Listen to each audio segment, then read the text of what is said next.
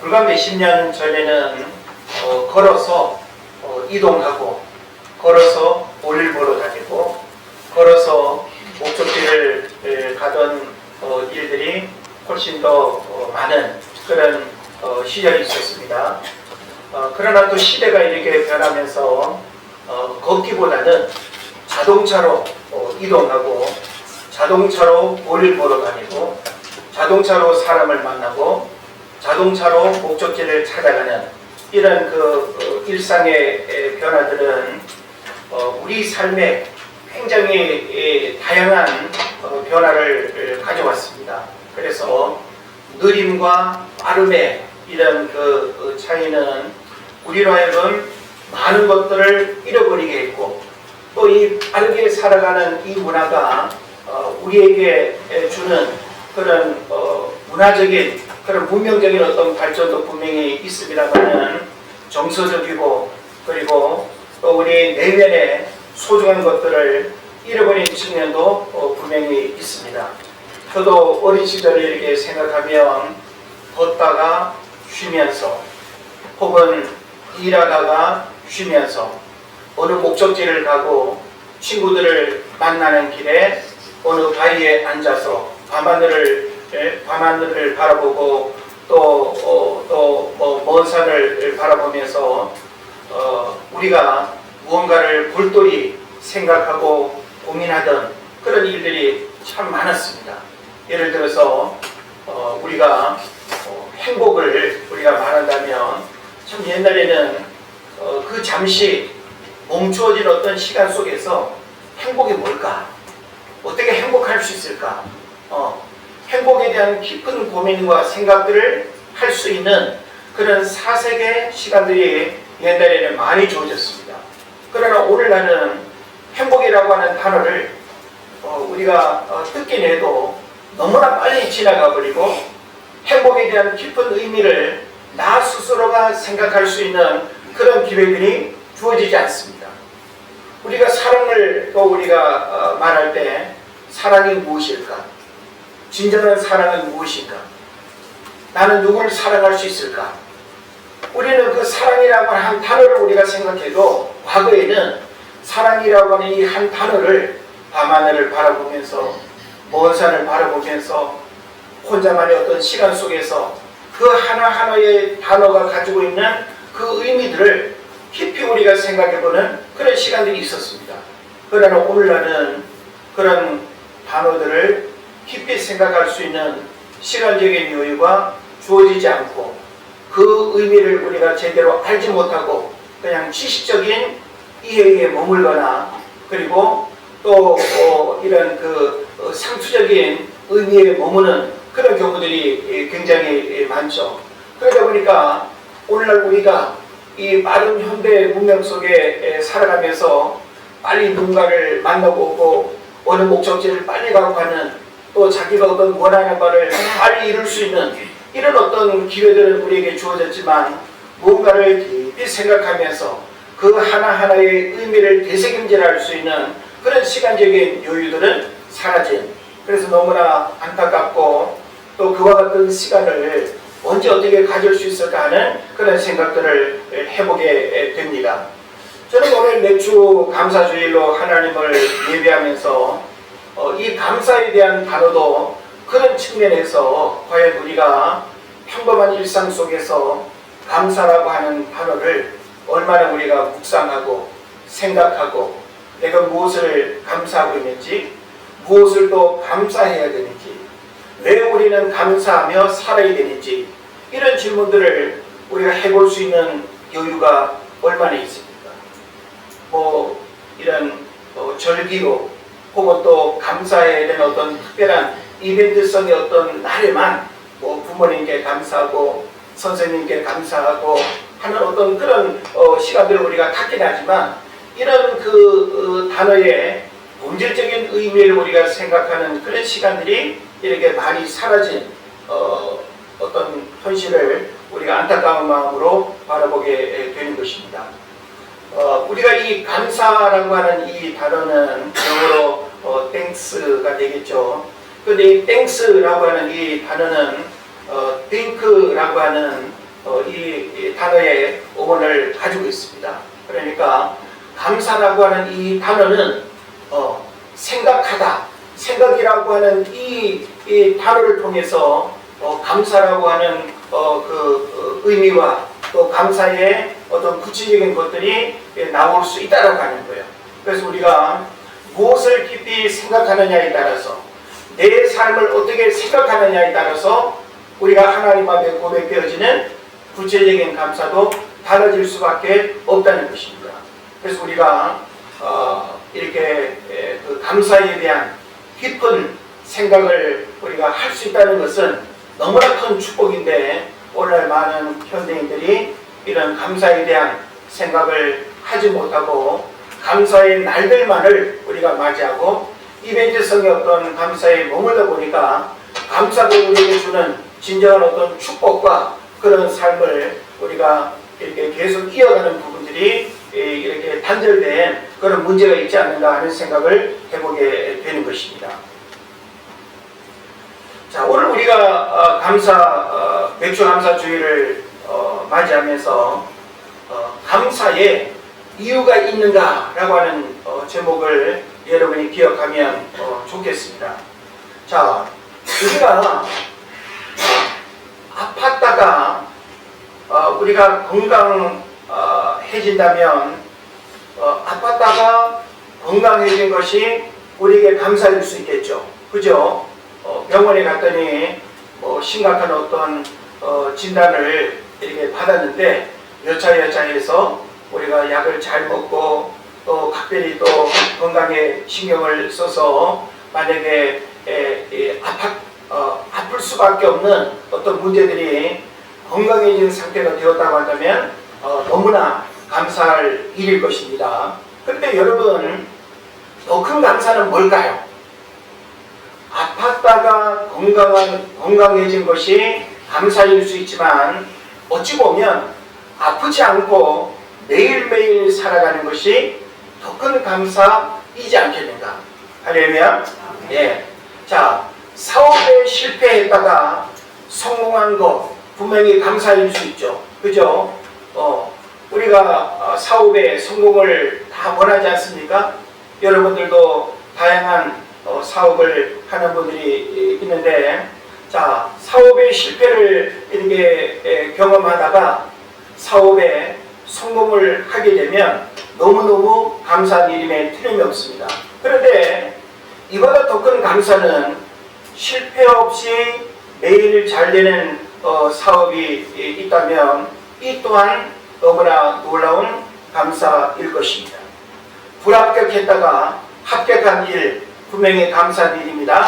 그런데 도전하는 것마다 합격하는 일이 이렇게 일어난다면 이것은 더 큰 감사일 수밖에 없는 것입니다.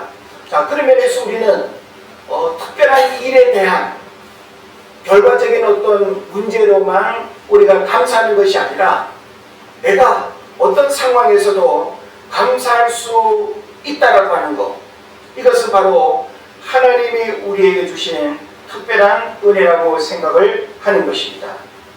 만약에 누군가가 너무나 당연한 것에 질문을 한다면 여러분 어떻게 대답을 하겠습니까? 예? 이거는 질문거리도 되지 않는 너무나 당연한 것을 만약에 나에게 묻는다고 한다면 우리는 그 질문에 대한 답을 이렇게 하기가 대단히 곤란할 것입니다. 자, 그런 측면에서 우리가 하나님 앞에 감사하며 살아야 된다는 것, 범사에 감사하라고 하는 이 말씀 앞에서 우리에게 주어진 모든 일에 우리가 감사한다는 것, 여기에 이유가 있을까요? 저는 오늘 여러분이 맥주감사주일로 하나님을 예배하기 때문에 감사를 기억하고 감사를 고백하는 것이 아니라, 사실 우리가 성령의 가르침을 생각한다면 우리는 어떤 일에든지 감사해야 돼요. 범사에 감사하라고 하는 말은 어떤 결과적인 일에만 감사하는 것이 아니라 내가 원치 않은 어떤 상황을 만나고 원치 않은 일이 일어났다 할지라도 하나님 앞에서 살아가는 우리 모든 성도들은 그 모든 것이 다 감사의 조건이 되고 감사해야 될 이유가 된다라고 하는 것입니다. 그런 면에서 우리는 너무나 당연한 이 감사를 누군가가 왜 감사해야 되냐고, 그게 무슨 감사냐고, 왜 하나님 앞에 감사해야 되냐고 묻는다고 한다면 우리는 이와 같은 감사에 대해서 어떤 이유도 말할 수 없는, 어찌 보면 너무나 당연한 이 감사 앞에 이유를 묻는 그 자체가 문제가 되는 이것을 우리가 생각을 해야 될 것입니다. 감사는 우리에게 주어진 모든 일에 하나님에 대한 감사를 의미하는 것입니다. 그래서 데살로니가전서 5장에 나와 있는 것처럼 범사에 감사하라. 범사가 뭡니까? 모든 일을 말하지 않겠어요? 예. 우리가 인생을 살다 보면 맑은 날보다는 굳은 날이 훨씬 더 많고, 우리가 원하는 바가 이루어지는 일보다는 원하지 않은 일들이 훨씬 더 나를 기쁘게 하고 내가 행복을 느낄 수 있는 일보다는 내 마음을 고통스럽게 하고 내 마음을 아프게 하는 일들이 훨씬 더 많습니다.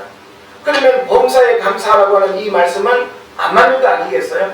그런데 하나님은 우리가 이 땅을 살아가면서 희노애락에 어떤 상황을 만나다 할지라도 그 모든 일이 다 하나님 앞에 감사로 고백되어져야 하는 이름을 말씀하고 있는 것입니다. 그래서 어떤 상황, 어떤 결과, 어떤 문제 앞에서도 감사하라는 것입니다. 여러분, 오늘 맥주감사주일로 예배하는 이 시간 어떤 마음으로 나오셨습니까? 무엇 때문에 여러분 감사하시나요? 지난 반년의 시간 속에 그래도 하나님이 나한테 이런 거 주시고 이런 일 되어지게 하시고 이런 원하는 바를 이루어지게 하시고, 그래서 여러분 감사하십니까? 우리가 하나님 앞에 감사해야 되는 일은 내게 일어난 좋은 일 때문에 감사하는 것이 아니라 실패도 있었고 좌절도 있었고 불합격도 있었고 나의 어떤 시간 계획표에 어긋나는 그런 어려움의 일들을 만났다 할지라도 그 모든 일 자체가 우리는 하나님 앞에서 감사할 수밖에 없다는 것입니다. 우리 왜 인간사 세옹지마라고 하는 그런 말이 있지 않습니까? 그 무슨 의미예요? 옛날 그 중국 고서에 보게 되면 어떤 사람이 말 한 마리를 이렇게 샀는데 말 한 마리를 이렇게 구했는데 그 얼마나 기쁜 일이겠어요. 재산이 되고 말을 타고 이동할 수도 있고 말로 또 짐을 운반할 수도 있고 얼마나 좋겠어요. 그런데 이 말을 아들이 타다가 떨어져가지고 다리가 부러졌어요. 이게 얼마나 또 이 말을 산 어떤 기쁨이 있는데 얼마나 또 불행한 일이 일어났습니까? 그런데 또 이 말이 또 전쟁터에 또 이렇게 나가서 전쟁에서 이게 승리하게 되는 그런 일들이 일어나기도 합니다. 그러니까 말이라고 하는 이 한마디가 우리 인간의 삶에 어떤 날은 기쁨을 주기도 하고 어떤 날은 아픔을 주기도 하고, 이 모든 것이 우리 인간사에 일어나는 어찌 보면 일상적인 일이라고 하는 것이죠.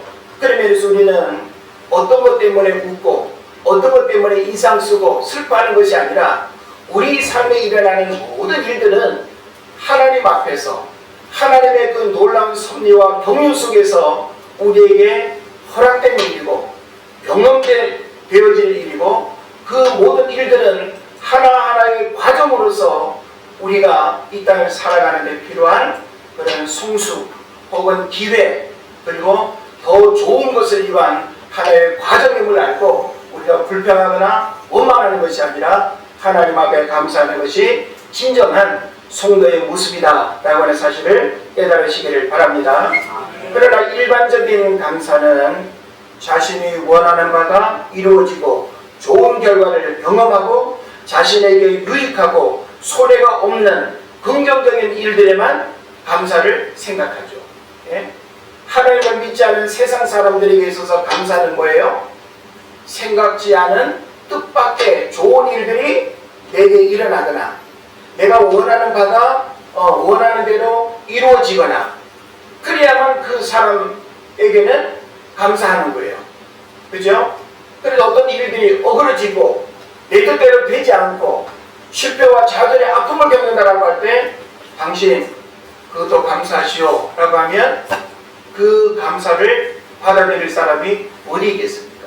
그리고 우리는 세상에 일어나는 수많은 일들이 하나님의 섭리 속에서 우리에게 그 모든 과정 하나하나가 돌이켜보면 그때 좌절이 있었고 그때 실패가 있었고 그때 어려움이 있었기 때문에 오히려 내가 오늘 이와 같은 축복을 누릴 수 있게 됐다는 하는 사실을 우리가 발견해요.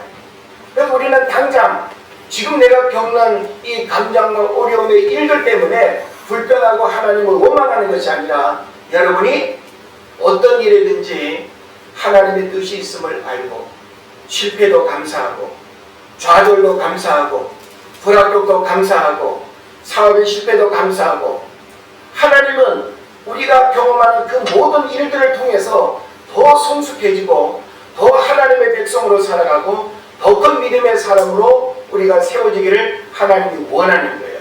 그런 면에서 하나님 앞에서 우리가 경험하는 모든 것은 그 어떤 것이라도 버릴 게 하나도 없다. 할렐루야. 네, 이걸 우리가 잘 깨달아야 될 줄을 믿습니다. 세상의 일들을 우리가 돌아보면 이런 관점에서 감사할 일이 그렇게 많지 않습니다. 그죠? 지금 우리가 살고 있는 세상의 일들, 아마 여러분이 직간접 이렇게 연관되어 있고 영향을 받는 어떤 일들을 우리가 이렇게 생각을 해본다면 세상에서 우리에게 들려오는 수많은 뉴스들은 우리의 마음을 행복하게 해주는 것들이 그렇게 많지 않아요. 그죠? 우리가 기대감을 갖지만 우리 삶에 일어나는 수많은 일들은 끊임없이 우리를 불안하게 하고 어떻게 살아야 될까 고민이 되고, 그죠? 우리가 무언가를 가졌다 할지라도 여전히 불안정한 그런 어떤 상황 속에서 끊임없는 고민을 하게 한다라고 하는 사실이죠. 그래서 오히려 감사보다는 불평하고 원망할 수밖에 없는 그런 일들이 훨씬 더 많은 세상에서 성경은 우리로 하여금 세상 사람들이 도저히 받아들일 수 없는 그런 감사의 삶을 우리에게 요구하고 있다는 것이죠. 그런 면에서 적어도 우리가 그리스도인으로 이 땅을 살아간다고 할 때 우리는 생각도 달라야 하고 표정도 달라야 하고 가치관도 달라야 하고 우리 입술의 고백도 달라야 하고 우리의 마음의 생각들도 달라야 될 줄로 믿습니다. 자, 그래서 오늘 우리가 어떤 감사를 고백하며 살아야 될 것인가 라고 하는 이런 질문을 해보면서 오늘 우리가 이제 이스라엘 백성들이 이렇게 지켜야 했던 맥주절을 중심으로 해서 오늘 하나님의 말씀을 같이 나누기를 원합니다. 자, 이스라엘 백성이라면 반드시 지켜야 하는 3대 절기가 있습니다. 그 3대 절기를 우리가 유월초 이렇게 외우면 쉬운데 이 유월절, 그 다음에 오순절, 그 다음에 초막절 이렇게 되는 거죠. 자, 그래서 이 유월절은 다른 말로 무교절이라고 우리가 또 표현할 수 있습니다. 그래서 무교절과 유월절은 같은 절기의 이름이다 라고 하는 거예요. 그 다음에 이제 오순절이라고 했죠. 오순절은 바로 맥주절 그리고 칠칠절과 같은 의미가 되는 것입니다.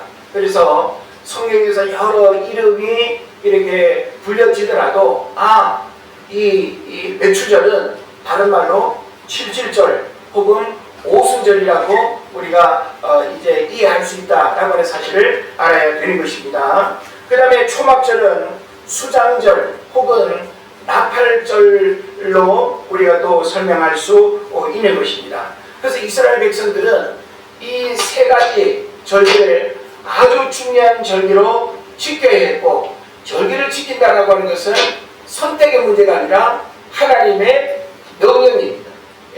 명령은 어떻게 해야 돼요? 지켜야 되는 거죠. 바쁘다고 귀찮다고 뭐 또 이렇게 그런 절기를 또 지켜야 되냐고? 아니에요. 이스라엘 백성들에게 있어서 절기를 지킨다라고 하는 것은 이스라엘 백성들과 하나님과의 그 관계를 점검하는 시간이에요. 점검한다라고 하는 말은 뭔가 하면 나는 너희들의 하나님이 되고 너희들은 하나님의 백성이 된다라고 하는 이 관계를 절기를 통해서 깨닫고 재확인하고 그리고 발견하고 그리고 고백하는 거예요.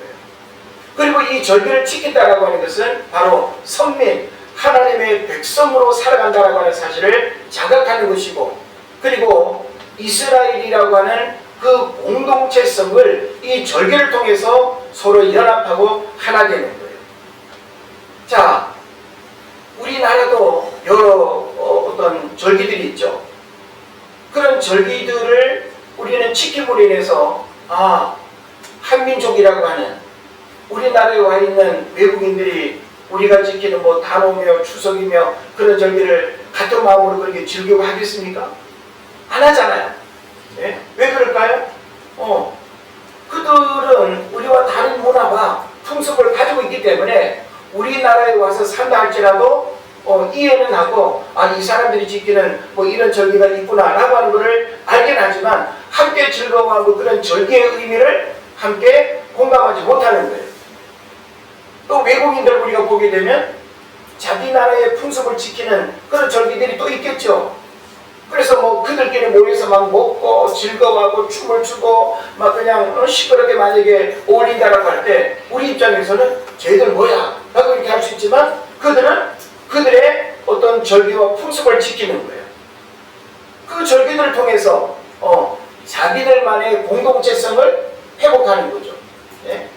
같은 민족이라고 하는 그리고 그 절기를 지키는 공동체성을 이렇게 점검하고 회복하는 굉장히 중요한 시간이 되는 것입니다. 그런 면에서 바로 이 세 가지 절기는 이스라엘 백성들에게 있어서는 그 공동체 안에서 하나님의 백성으로 살아가면서 그리고 하나님의 어떤 백성이라고 하는 이 사실을 자각할 뿐만 아니라 하나님이 베푸시는 그 은혜와 축복을 누리는 그런 어떤 입장으로서도 굉장히 중요한 절기가 되는 것입니다. 그래서 우리는 이와 같은 어떤 절기들 가운데 오늘 맥추절이라고 하는 잘못하면 이거 뭐 맥주 마시는 날인가 라고 이렇게 생각할 수 있지만 보리 맥자를 써서 보리 추수의 감사를 하나님 앞에 올려드립니다. 그래서 우리 나라뿐만이 아니라 이스라엘 백성들에게 있어서는 이 보리 추수라고 하는 것은 겨울을 지난 다음에 이 보리 추수는 그들에게 있어서 굉장히 중요한 양식이 되는 거고 그리고 겨울을 지나는 동안 이른 비와 늦은 비에 그런 어떤 하나님의 특별한 배려와 그리고 또 그 은혜 속에서 추수의 기쁨을 경험하는 거 아니겠습니까? 그런 면에서 씨앗을 뿌렸다고 해가지고 당연히 보리 추수를 그렇게 할 수 있는 것이 아니라 그 모든 어떤 과정 속에 날씨와 기후와 온도와 바람과 이 모든 것을 하나님이 은혜로 베푸셨기 때문에 보리 추수의 기쁨을 그들이 경험하는 것이죠. 그래서 그 기쁨의 제사를 하나님 앞에 올려드리는 것, 이게 바로 맥추절이 되는 것입니다. 출애굽기 23장 16절을 보면 맥추절을 지켜라. 이는 내가 수고하여 밭에 뿌린 것에 첫 열매를 거둠이니라. 이렇게 고백하고 있습니다. 맥추절이 뭐라고요? 밭에 뿌린 것에 첫 열매를 거두는 것이다 라고 이렇게 표현하고 있습니다. 우리는 이스라엘 백성들이 지켰던 그 맥추절과 같은 그런 시대와 그런 어떤 농경 문화를 우리는 지금 경험하고 있지 않습니다. 그래서 어찌 보면 성경에서 이스라엘 백성들이 지키는 그 절기가 우리들에게는 이질감이 느껴질 수 오늘 우리 시대에 어떻게 적용할 것인가 라고 하는 측면에서 우리는 지난 반년의 시간 속에 우리 개인의 삶 가운데, 우리 가정 가운데 하나님의 행하신 그 크고 놀라운 일들을 기억하면서 감사를 고백하는 거예요. 자, 우리 가정의 일들을 내가 부모라고 해서 집안의 모든 일들을 여러분이 다 그렇게 책임지고 원하는 바를 여러분들이 다 그렇게 만들어내셨습니까? 여러분이 다니는 직장, 여러분의 사업, 여러분의 능력으로 모든 경제활동을 우리가 능히 할 수 있었나요? 하나님께서 우리에게 일할 수 있는 기회, 건강의 은혜, 다양한 만남의 은혜, 여러 어떤 환경적인 어떤 부분들을 도우시는 이런 일들이 우리에게 일어나지 않았다고 한다면 우리의 수고, 우리의 열심, 우리의 노력으로 우리가 지난 반년의 삶을 결코 그렇게 평안하게 살 수 없는 것입니다. 그러면서 우리는 우리 삶 가운데 베푸신 이 크고 놀라운 하나님의 은혜를 기억하고 진정한 그런 감사가 고백되어 져야 될 줄로 믿습니다. 이스라엘의 역사에서 하나님을 빼버리면 그들은 벌써 사라지고 망하고 흔적도 찾아볼 수 없는 민족이었습니다. 왜 그럴까요? 땅도 작고 지정학적인 위치를 보더라도 그냥 밟고 지나가면 다 흩어지고 그냥 이렇게 사라질 그런 민족이 바로 이스라엘 백성들이 되는 것입니다.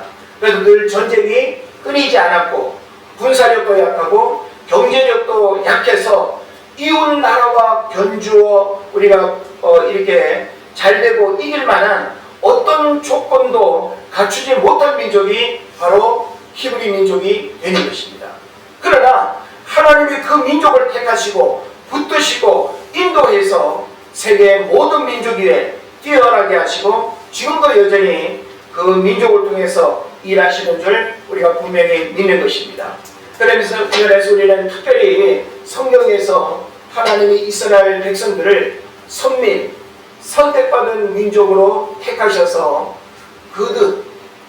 그들을 통해서 하나님의 구원 역사가 어떻게 이루어져 갔는가라고 하는 사실을 깨닫는 것이 굉장히 중요한 것입니다. 그런 면에서 오늘 시편 136편의 말씀은 내추절에 대한 말씀을 기록하고 있지는 않지만 감사에 대한 부분들을 우리에게 가르쳐 줌으로써 우리가 이런 내추절이라고 하는 하나의 절기뿐만이 아니라 우리 그리스도인의 삶에 범사에 감사하고 어떤 상황, 어떤 조건, 어떤 상황, 어떤 결과에도 하나님 앞에 감사해야 된다고 할 때 왜 우리가 하나님 앞에 감사해야 되는가라고 하는 사실을 우리가 성경에서 발견하게 되는 것입니다. 그래서 구원받은 하나님의 백성들이 하나님 앞에 감사한다라고 하는 것은 어떤 이유가 있을 수가 없다라고 하는 거예요. 너무나 당연한. 우리가 하나님 앞에 감사를 고백하고 감사의 예배를 드리는 이 일에는 어떤 이유가 있을 수가 없다라고 하는 거. 너무나 당연한. 자녀가 부모에게 엄마 왜 나를 사랑해? 라고 묻는다고 한다면 거기에 어떤 이유를 말해야 될까요? 엄마 아빠는 왜 나한테 이런 의식주 문제를 아무 대가 없이 이렇게 베풀지? 라고 묻는다고 한다면 그냥 단순히 부모이기 때문이라고 그렇게 말하시겠습니까? 이거는 이미 분리될 수 없는, 거역할 수 없는 부모와 자녀라고 하는 이 관계가 주어진 이상 부모는 끊임없이 자녀를 위해서 희생하고 모든 것을 다 내어줄지라도 가깝지 않은 이런 어떤 본능적인 마음을 하나님이 주셨기 때문에 이 질문 자체는 성립되지 않는 것입니다. 할렐루야. 마음에를 좀 크게 하시면 좋겠어요. 얼굴과 표정에 좀 생기를 좀 이렇게 가지시고 목마른 사슴이 시냇물을 찾는 것처럼 3일 굶은 사람이 먹기를 탐하는 것처럼 우리가 지난 일주일간 여러분 육신의 일들 속에서 많이 지치고 힘들지 않으셨어요?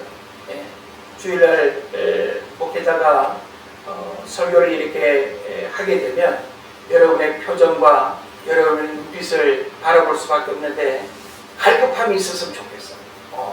그리고 또 우리가 하나님의 말씀을 아멘으로 화답하고 그 말씀을 잘 깨닫고 내게 주시는 하나님의 말씀으로 우리가 들어서 이 말씀이 바로 나에게 주시는 축복의 말씀으로 여러분이 받아들이고 믿고 아멘할 때 큰 축복의 역사들이 일어날 줄을 믿습니다. 아멘.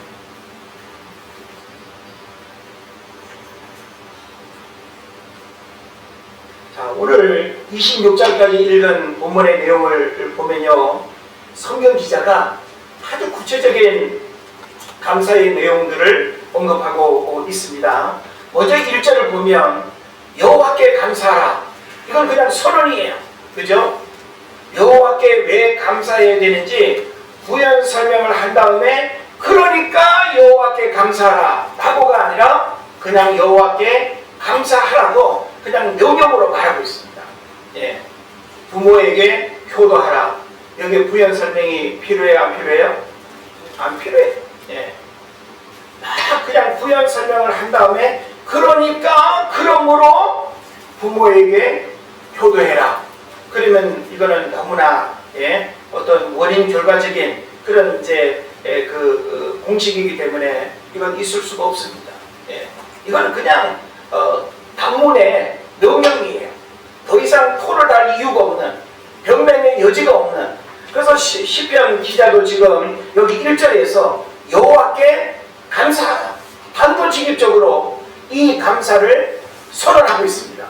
그렇다고 한다면 여러분, 하나님께서 오늘 여러분에게 여호와께 감사하라 라고 하는 이 말씀을 아무 거부감이나 혹은 반항하지 아니하고 맞습니다. 뭐 다른 이유가 있겠습니까? 내가 하나님 앞에 감사해야 되는 거 이유가 없습니다. 그냥 제가 수정한 마음으로 감사할 것입니다. 이런 고백을 오늘 여러분이 할 수 있어야 될 줄로 믿습니다. 예. 그래서 여호와께 감사하라. 이것은 하나님 앞에서 감사부터 고백하라는 것이죠. 그리고 하나님 앞에서 모든 인간은 오직 감사밖에 고백할 게 없다라고 하는 말씀이 되는 것입니다. 저도 가만히 늘 바쁜 일상 속에 살아가지만 하나님 앞에서 제 자신을 바라볼 때가 많아요. 그리고 요사이는 더더욱이 하나님 앞에 이 뭐랄까요, 이 큐티처럼 조용한 어떤 시간을 갖고 싶은 그런 마음이 많아요. 바쁜 어떤 일상을 벗어나서 그냥 하나님 앞에 영적인 독대의 시간, 그래서 하나님 앞에서 잠잠히 귀 기울이고 싶고 그리고 묻고 싶고 나에게 하시는 하나님의 음성을 듣고 싶은 그런 마음이 제 안에 참 많이 간절해요.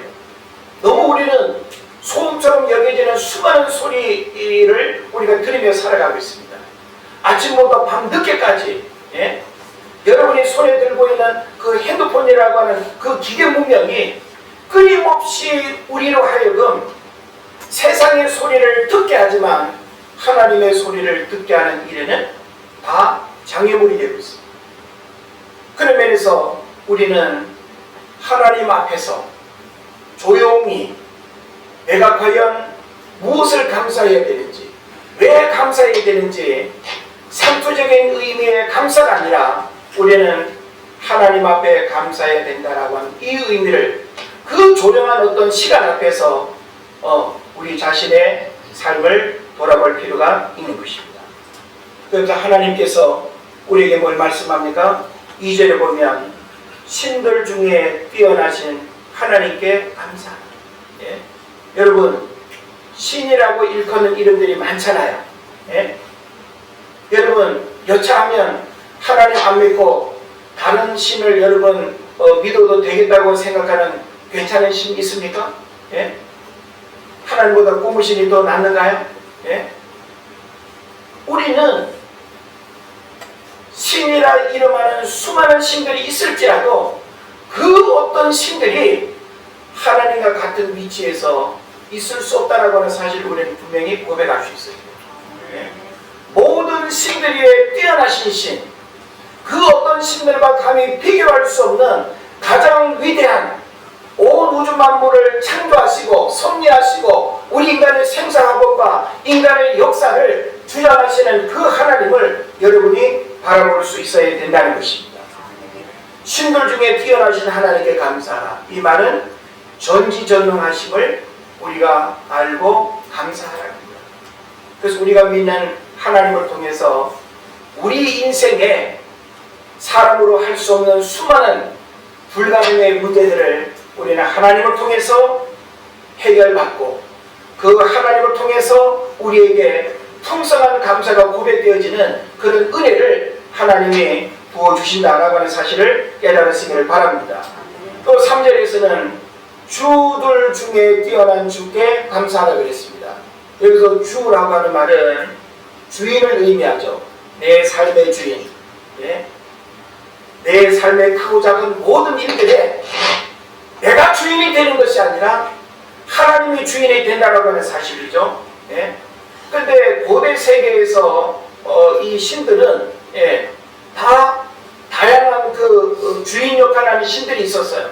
바다는 바다의 신이 있고 전쟁은 전쟁의 신이 있고 또 뭐 풍요를 주는 신이 있고 다산을 또 주는 신이 있고 그 어떤 주인들이 다 있었단 말이에요. 그런데 우리가 믿는 하나님은 어떤 하나님이에요? 주들 중에 뛰어난 주께 감사를 드렸어요. 우리가 믿는 하나님은 어떤 신들과 비교할 수 없는 모든 것을 다 망라한 모든 것들을 다 포용하시고 모든 것들을 다 주장하시는 그런 하나님이라고 하는 사실을 우리에게 말해주고 있습니다. 이 말은 뭐 인간의 생사화복을 주장하시는 주님께 감사하라는 말과 같은 것입니다. 여러분의 생명, 여러분의 죽음의 문제, 우리가 이 땅을 살아가면서 화를 입거나 복을 받는 이 모든 일들도 주인 되시는 하나님으로부터 주어지는 거예요. 그래서 그 하나님이 우리에게 때로는 원치 않는 고난과 어려움을 준다 할지라도 그 모든 것이 다 누구로부터 왔어요? 주님께로부터 온 것이에요.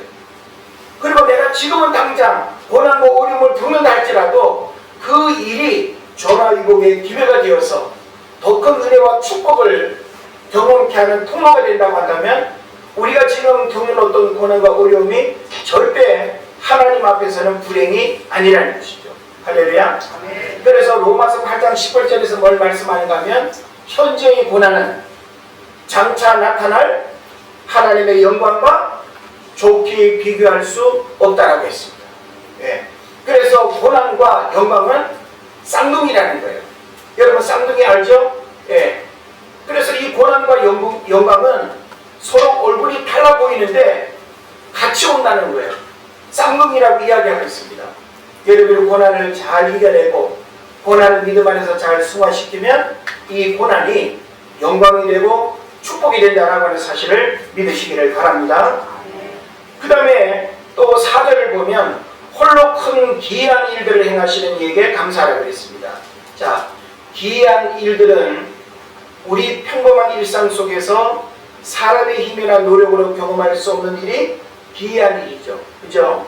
이 기이한 일이라고 하는 것은 신비한 일, 기적 같은 일, 이런 일들을 누가 행하실까요? 하나님 행하세요. 자, 여러분 일상 속에 도저히 답이 나오지 않고 내가 어떻게 할 수 없는 그런 어떤 문제들이 해결되어졌다라고 할 때 그 일들을 누가 여러분 삶 가운데 행하셨어요? 하나님 행하셨어요.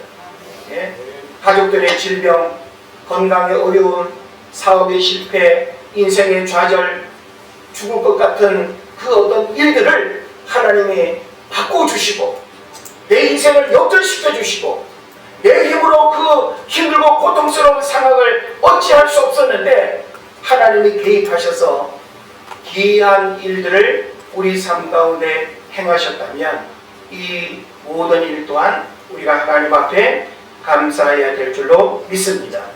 5절에도 보면 지혜로 하늘을 지으신 이에게 감사하라. 지혜로 하늘을 지으셨다. 여러분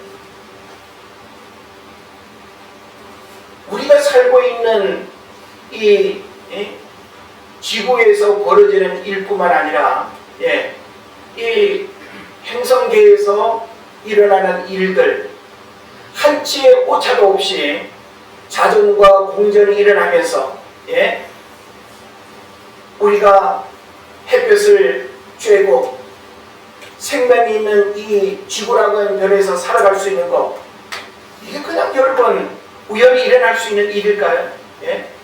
제가 아침에도 어떤 유튜브 영상을 잠깐 보니까 이 달이라고 하는 이 별이 어떤 행성이 이렇게 부딪혀가지고 만들어졌다는 거예요. 그래서 야, 이거는 과학적이지도 않고 이걸 믿는다는 게 어찌 보면 엄청난 믿음인데, 그러니까 오늘날 이런 빅뱅 이론이라든지 우주의 질서나 우주의 어떤 모든 이 움직임들을 질서정연하게 우연히 그렇게 움직일 수가 없다. 분명히 창조주 하나님이 지혜로 하늘을 지으셨을 뿐만 아니라 6절로 9절에서 이야기하는 것처럼 하늘과 땅과 이루어 성신을 다스리는 분임을 또한 우리가 분명히 믿습니다. 그러므로 우리는 이 모든 우주를 다스리고 지구라고 하는 이 별을 다스리고 우리는 이 땅 가운데 태어나서 이렇게 여러분들과 함께 어우러져서 살아가는 이 모든 일, 하나님이 우리에게 베푸신 은혜인 줄로 믿습니다. 그 다음에 10절로 16절을 보면 출애굽의 역사와 광야 40년의 여정을 인도하신 하나님께 감사하라고 했어요. 자, 구체적으로 이야기를 다 할 수는 없습니다만은 출애굽의 역사 뭔지 알죠? 광야 40년의 여정, 이스라엘 백성들이 그렇게 살 수 있었을까요? 지도자도 보잘것없고 그들이 가진 무기나 능력 아무것도 없음에도 불구하고 성경은 그 모든 여정을 하나님께서 인도하셨다라고 하는 사실을 말씀하고 있습니다. 그 다음에 마지막 17절로 24절에 보면 가나안으로 인도하시고 전국전쟁에서 가나안 7족속들을 물리치게 하시고 주변 이민족들을 공격으로부터 지켜주신 하나님께 감사하라고 말씀하고 있습니다. 약속의 땅 가나안으로 들어가는 거 그냥 쉽게 노래 부르면서 들어갈 수 있는 여정이 아니었습니다. 수많은 장애물이 있었고 고난이 있었고 어려움이 있었지만 그 모든 여정을 하나님께서 처음부터 마지막까지 인도하셨다는 사실을 여러분 믿으시기를 바랍니다. 그래서 오늘 본문의 1절과 마지막 절은 굉장히 중요한 선언적인 메시지로 시작하고 끝을 맺고 있습니다. 1절은 뭐였어요? 여호와께 감사하라. 26절은 뭡니까? 하늘의 하나님께 감사하라. 이거예요. 우리는 하나님 앞에 감사하는 일에 있어서는 어떤 이유도 있을 수가 없다. 여러분이 대한민국의 미국에 태어난 거 정말 감사하고 싶지 않습니까? 에이, 미국에 태어나서 더 좋았을 걸 그런 생각하시나요? 저는 아닌 것 같아요. 저는 대한민국에 태어나서 여러분을 만났고 은혜 제일교회를 섬기며 오늘 이와 같이 살아가는 이 현실, 물론 우리가 시대를 바라보고 현실을 바라보면 수많은 불만족의 일들이 있다 할지라도 하나님께서 내게 베푸신 이 땅에서의 삶과 인도하심의 그 모든 과정들을 우리는 하나님 앞에서 감사해야 될 줄로 믿습니다. 그래서 감사는 추상적이거나 관념적인 것이 아닙니다. 구체적으로 깨닫고 고백되어져야 하는 경험적 일들입니다.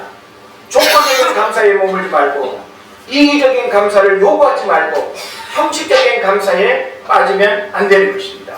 그래서 하나님은 진솔한 감사를 원하신다는 사실을 우리가 알고 하나님께 우리가 감사해야 된다고 할 때 이 감사는 억지로의 감사가 아니고 그리고 형식적인 어떤 감사가 아니고 너무너무나 당연한 하나님 앞에서 감사 없이 하나님의 이름을 부르고 하나님 앞에서 감사를 고백하지 못하고 예배를 드린다, 기도를 한다, 이것은 있을 수가 없는 것입니다. 그래서 우리가 성경을 보면 골로새서 4장 2절에서도 기도에 힘쓰며 깨어 감사하라 그랬어요. 자, 기도는 어떻게 하고요? 기도는 힘쓰고 감사는 깨어서 감사하라 그랬어요. 굉장히 중요한 말씀입니다. 자, 그러니까 우리는 의식적으로 하나님 앞에 구체적인 감사를 여러분이 고백할 수 있어야 된다는 거예요. 시편 9편 1절에서는 내가 전심으로 여호와께 감사하고 주의 모든 기이한 일을 말하리이다 라고 이렇게 말씀합니다. 역대상 16장 8절에서는 여호와께 감사하라, 그의 이름을 부르라, 그의 행사를 만민 중에 알게 하라 라고 이렇게 말씀하고 있습니다. 그러니까 우리가 하나님 앞에 감사할 수 있다는 것이 얼마나 큰 축복이고 놀라운 일인가 라고 하는 사실을 우리에게 말씀하고 있습니다.